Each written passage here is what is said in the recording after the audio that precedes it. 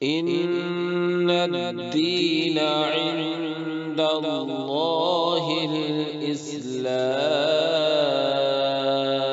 الحمد لله رب العالمين، والصلاة والسلام على سيد الأنبياء والمرسلين وعلى آله وأصحابه أجمعين. أما بعد، فأعوذ بالله من الشيطان الرجيم. بسم الله الرحمن الرحيم. قال الله تبارك وتعالى: ثم جعلناك على شريعة من الأمر فاتبعها ولا تتبع أهواء الذين لا يعلمون. صدق اللہ العلی العظیم. محترم بزرگوں، بھائیوں، اللہ جل جلالہ و عم نوالہ نے دنیا میں انسانوں کی صحیح رہنمائی اور ہدایت کے لیے حضرات انبیاء علیہم الصلوات والتسلیمات کو بھیجا. ہر آنے والے نبی نے اپنی امت کو دین اور شریعت کے احکام سکھائے، اور امت نے ان احکام کے مطابق زندگی گزاری تو انہیں دنیا اور آخرت کی کامیابی حاصل ہوئی. اور جنہوں نے ان احکام سے منہ موڑا، ان کی مخالفت کی، اللہ نے انہیں دنیا میں بھی ناکام کیا اور کل قیامت میں بھی وہ ناکام ہوں گے. تو ہر آنے والے نبی نے اپنی امت کو دین اور شریعت دونوں سکھائیں. ہمارے آپ کے پیارے پیغمبر حضرت محمد الرسول اللہ صلی اللہ علیہ وسلم نے بھی ہمیں آپ کو دین و شریعت سکھائی. دین حضرت آدم علیہ السلام سے لے کر آج تک ایک ہی رہا ہے. شریعت ہر نبی کی بدلتی رہی ہے. دین کی بنیادی باتیں اللہ کا ایک ہونا، نبی کا اللہ کی طرف سے منتخب کر کے بھیجا جانا، اور دوبارہ زندہ ہونے کے تعلق سے یہ یقین رکھنا کہ ایک دن یہ ساری کائنات ختم ہو جائے گی اور اللہ پھر اس کو دوبارہ زندہ کرے گا. یہ تو دین ہے. اللہ کو ایک ماننا، پیغمبروں کو برحق جاننا، قیامت اور قیامت کے بعد پیش آنے والے حالات کو ماننا، یہ دین کہلاتا ہے. حضرت آدم علیہ السلام سے لے کر ہمارے پیغمبر حضرت محمد الرسول اللہ صلی اللہ علیہ وسلم تک اور کل قیامت تک دین یہی ہے. جو دین حضرت آدم کا تھا وہی حضرت نوح کا تھا، وہی حضرت عیسیٰ کا تھا، وہی حضرت موسیٰ کا تھا، وہی آپ علیہ السلام کا. دوسری چیز ہے شریعت. زندگی گزارنے کے کچھ ضابطے اور طریقے. نماز کس طرح پڑھنی ہے، عبادت کا کیا طریقہ ہے، کیا چیزیں حلال ہیں، کیا حرام ہیں، کون سی چیزیں کہنی ہیں زبان سے، کون سی نہیں کہنی ہیں، یہ ساری چیزیں شریعت میں آتی ہیں. اللہ نے قرآن میں کہا ثم جعلناک علی شریعۃ من الامر. جس طرح پہلے نبیوں کو شریعت دی گئی، دین کے ساتھ ساتھ نبی پاک صلی اللہ علیہ وسلم کو مخاطب کر کے اللہ فرما رہا ہے ہم نے بھی آپ کو دین کی ایک شریعت پر ڈال دیا. فاتبعها، تو اسی شریعت کو فالو کرو، اسی پر عمل کرو، اسی کی پیروی کرو۔ وَلَا تَتَّبِعْ أَهْوَاءَ الَّذِينَ لَا يَعْلَمُونَ، اور ان لوگوں کی خواہشات کے پیچھے مت چلو جو کچھ نہیں جانتے۔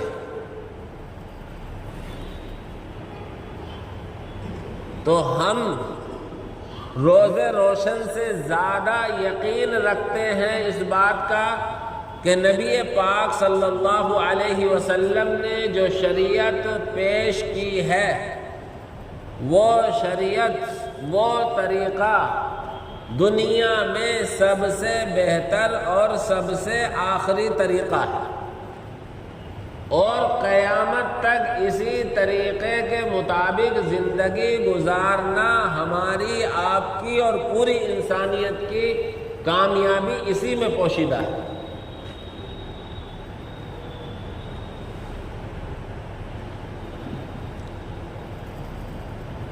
لیکن آج کچھ اسلام دشمن طاقتیں اقتدار میں بیٹھے متعصب لوگ اس وقت اپنی سیاسی روٹی سینکنے کے لیے اور سیاسی فائدہ حاصل کرنے کے لیے زور و شور سے یہ آواز اٹھائی جا رہی ہے کہ ایک ملک ایک قانون۔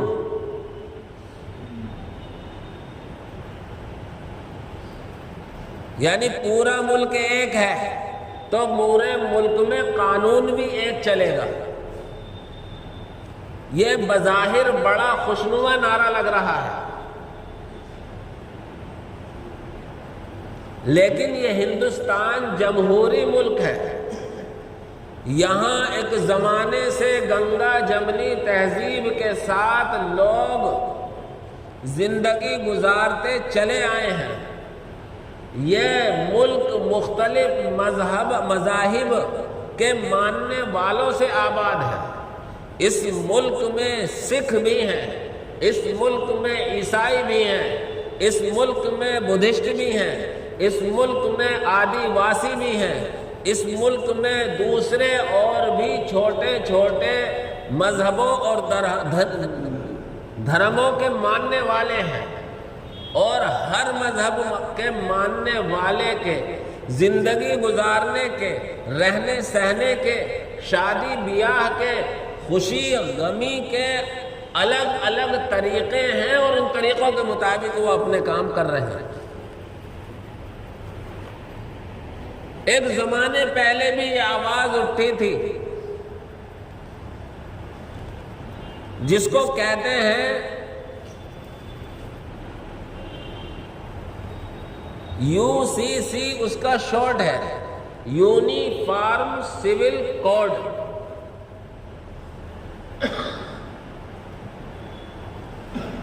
یعنی سارے ملک میں ایک ہی قانون لاگو۔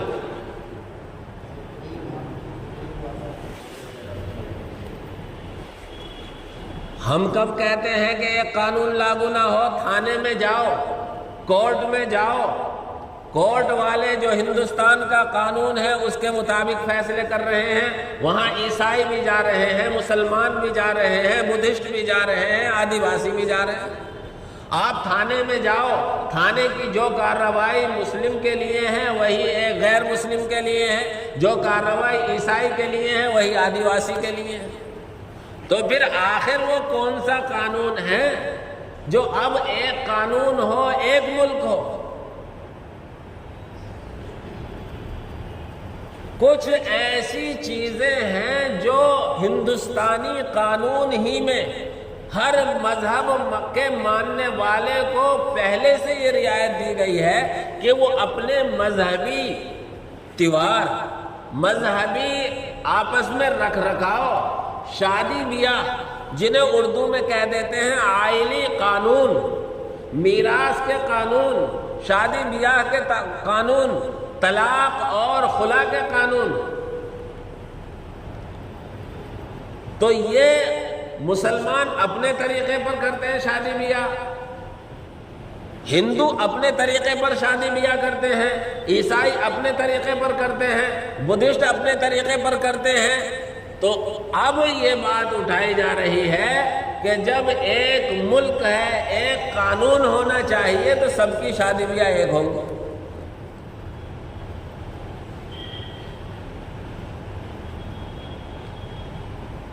لیکن میرے بھائیوں، اس طرح کا اگر قانون آتا ہے تو باشندگان ہند میں سے ہر فرقے، ہر طبقے، ہر مذہب والے کو یقیناً پریشانی ہوگی۔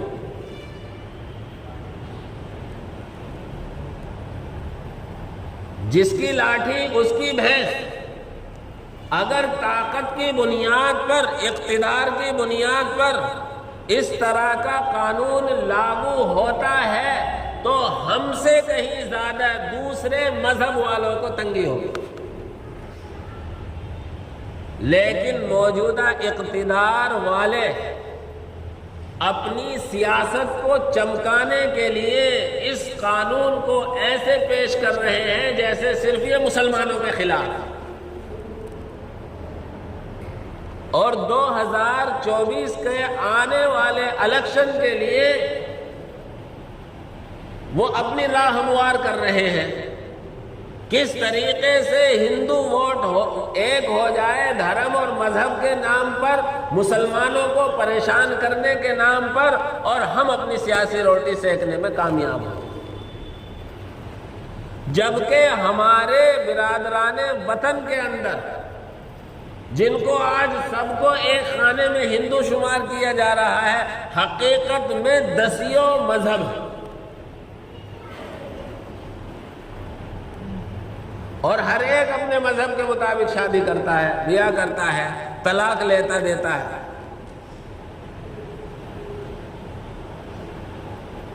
ہندوستان کا قانونی ادارہ ہے لا کمیشن، اس نے ہندوستانیوں سے رائے مانگی ہے کہ یہ قانون بننا چاہیے یا نہیں بننا چاہیے، اور وہ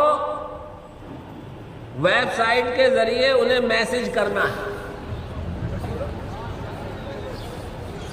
جو بڑے موبائل چلاتے ہیں ان کے موبائلوں پر وہ QR کوڈ آیا ہوا ہوگا یقینی طور پر، یہ 1 مہینے سے میسج گشت کر رہا ہے، اور جو سوشل میڈیا دیکھتے ہیں ان کے علم میں ہوگا، اور یقیناً انہوں نے اپنی رائے دے دی ہوگی۔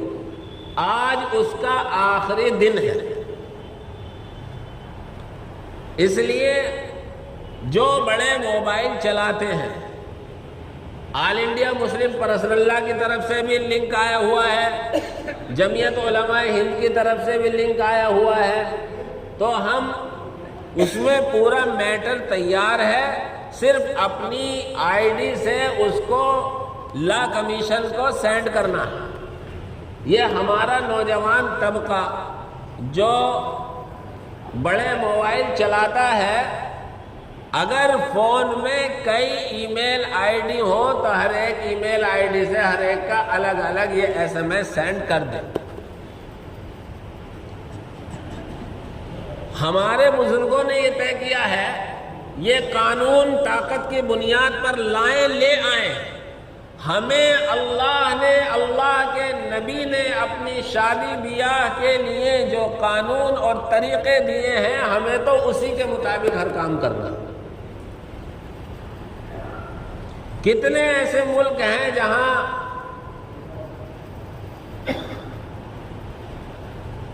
بہت سے قانون بنے ہوئے ہیں، لیکن ہمارا مسلمان نکاح کرائے گا تو اپنے مسلمان کسی قاضی اور مولوی اور حافظ کے پاس جائے گا اور اپنے طریقے کے مطابق کرے گا۔ اس لیے اگر کوئی طاقت کی بنیاد پر قانون بنائے، ہمارے بس میں یہ ہے کہ ہم لا کمیشن کو رائے دے دیں کہ ہم اس قانون سے متفق نہیں ہے، بس قانون کی مخالفت میں ہمیں سڑکوں پر آ کر شور شرابہ نہیں کرنا ہے، برسر اقتدار لوگ یہی چاہتے ہیں کہ مسلمان کسی طریقے سے جوش میں آ جائے اور سڑکوں پر آ جائے اور پھر ہم اپنی روٹیاں اچھی طرح سیکھ لیں، ہندو مسلم کا مدعا سامنے لائیں۔ آج جمہوریت کے جو 4 ستون کہلاتے تھے، کورٹ جسے عدالت کہتے ہیں، راجیہ سبھا، حکومت، میڈیا، یہ سارے کے سارے حکومت کے برسر اقتدار لوگوں کے تابع ہیں اور ان سب کا غلط استعمال کیا جا رہا ہے۔ اس لیے جمہوریت کو بچانے کے لیے ہمیں اپنی رائے تو دینی ہے، اور بس ہم اپنی رائے دے کر فارغ ہو جائیں۔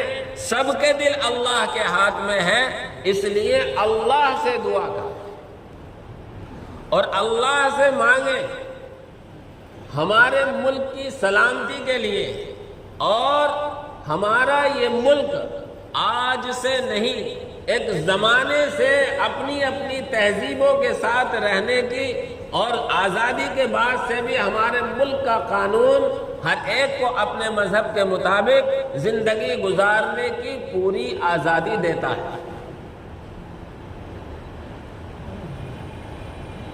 اس لیے ہم آج یہ آخری تاریخ ہے رائے دینے کی، تو اس کام کے لیے ہم اپنے گھروں میں تقریباً 4-5 موبائل ہر گھر میں ہوں گے، ان موبائلوں کے ذریعے سے SMS ضرور کر دیں۔ خود نہیں جانتے ہیں تو کسی نوجوان لڑکے کو بلا کر اس سے کرا دیں، یہ کام بہت آسانی سے ہو جائے گا۔ ہمیں صرف اتنا کام کرنا ہے، باقی اللہ تبارک و تعالی سے دعا کرنی ہے، اللہ سے مانگنا ہے۔ اللہ رب العزت والجلال ہی کے قبضے قدرت میں سب کے دل ہیں، اللہ جس کا دل جس طرف کو چاہے موڑ سکتا ہے۔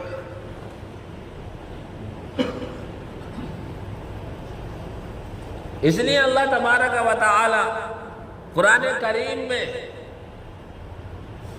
نبی پاک صلی اللہ علیہ وسلم کو یہ حکم دیتا ہے، جو میں نے خطبے کے بعد آیت پڑھی، ثم جعلناک علی شریعۃ من الامر، ہم نے آپ کو دین کی ایک طریقے اور ایک شریعت خاص شریعت پر ڈال دیا، فاتبعھا، تو تم اسی کی پیروی کرو، اسی کے مطابق زندگی گزارو،